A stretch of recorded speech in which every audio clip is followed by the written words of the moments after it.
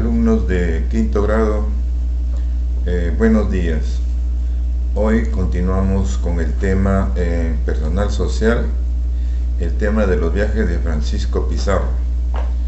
La clase pasada hemos hablado ya del primer y segundo viaje. Dijimos entonces que en el segundo viaje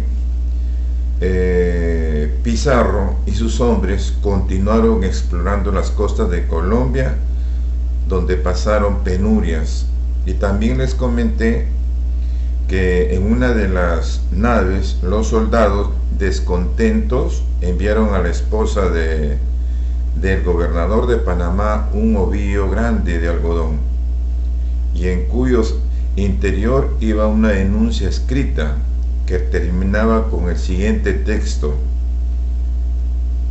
a señor gobernador, mírelo bien por entero, que allá va el recogedor y acá queda el carnicero.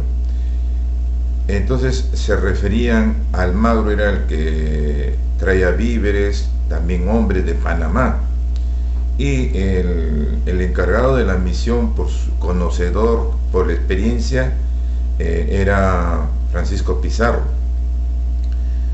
Entonces, enterado el gobernador Pedro de los Ríos, ya a Pedriarias lo habían reemplazado, ya no estaba el gobernador Pedriarias, sino Pedro de los Ríos. Entonces Pedro de los Ríos, muy preocupado él, envió 2 barcos a recoger a la fuerza a los expedicionarios, es decir, a Pizarro y su gente, los mismos que llegaron a la isla del Gallo. Tafur, estos barcos fueron al mando del capitán Juan Tafur, a recoger a todos los hombres. Y en la isla de Gallo se encontraba Francisco Pizarro con sus hombres. Es así como en la isla del Gallo solo 13 soldados decidieron continuar con la expedición del Tahuantinsuyo. Algunos refuerzos, Pizarro exploró más allá. Ya Pizarro había explorado Tumbes, Chanchan en Trujillo, inclusive igual Río Santa en Chimbote. Llega el Tafur, capitán Tafur, con el barco en la isla del Gallo. Cuando Almagro arribó a Panamá, se encontró con que el gobernador Pedriarias había sido reemplazado por don Pedro de los Ríos. Este gobernador, conocedor de los peligros que entrañaba la expedición de Pizarro, y él sabía además de las penurias y sacrificios de los soldados, se negó a autorizar la salida de nuevos abastecimientos, le prohibió a Almagro. Se dice que pese a las precauciones que tuvo Francisco Pizarro con su gente, que no envíen nada de misión, nada de papelitos ni nada, pero logró mandar ese ovillo de hilo, el soldado Saravia envió esta carta a la esposa del gobernador. Ya ustedes saben qué decía en esta carta: resuelto a poner fin a la empresa de Pizarro, o sea, que se desistan de ir a la conquista del imperio de los incas, el gobernador de los Ríos, como ya les mencioné, envió al capitán Tafur a fin de que recogiesen a los soldados en la isla del Gallo, que estaba ahí con Pizarro. Presente en este lugar, el comisionado Tafur se dispuso a cumplir con su misión, es decir, recoger a todos, inclusive hasta Pizarro, pero encontró la tenaz y decidida oposición de Pizarro. Pizarro se opuso rotundamente. Pizarro, resuelto a morir antes que ver fracasada su formidable expedición. Él no iba a regresar a Panamá. Después de un prolongado y acalorado diálogo entre el emisario de los Ríos, es decir, con Tafur, y Pizarro, Pizarro, en tono enérgico y en un acto decisivo, invitó a sus colegas, a la gente que lo acompañaba, a definir su posición en aquel momento crítico en el que se encontraba, en ese momento que estaba discutiendo para regresar a Panamá.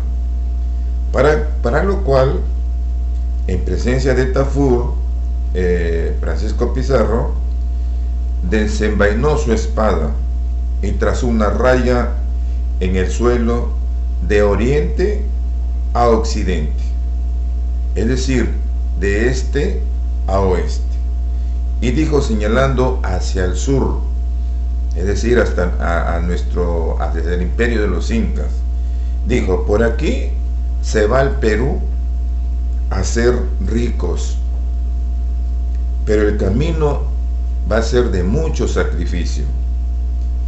Y señalando al norte, o sea, hacia Panamá, por ahí se va a Panamá a ser pobres, a vivir vencidos y afrentados por la gente que se encuentra en Panamá.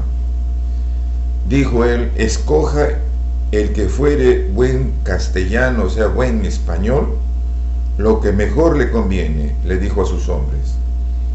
Por lo que a mí me toca, dijo Pizarro, por lo que a mí me toca, sigo mi marcha hacia el sur, es decir, a la conquista del imperio de los incas.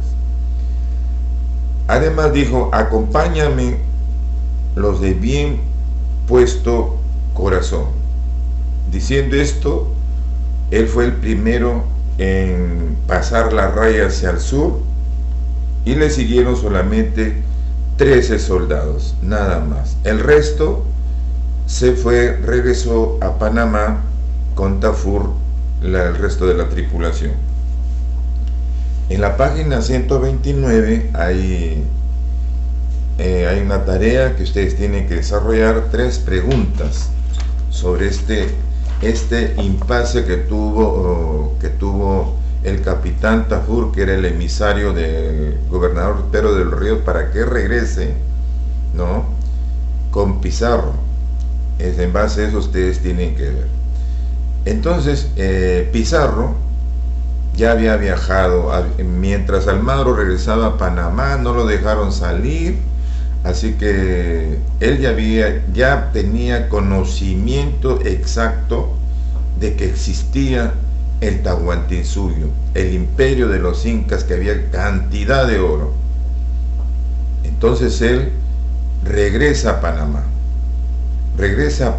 Y de Panamá viaja a España a hablar con los reyes para hacer un tratado al que se le llamó la capitulación de Toledo. Antes de emprender, por supuesto que ya era su llegar a España, y tenía que ser un tratado con los reyes, con Carlos V, pero en este tercer viaje, para hacerlo, tenía que definir todo. Entonces llega a España, llega a Panamá, llega a España, y antes de emprender su tercer viaje y último, Pizarro se dirigió a España en 1528.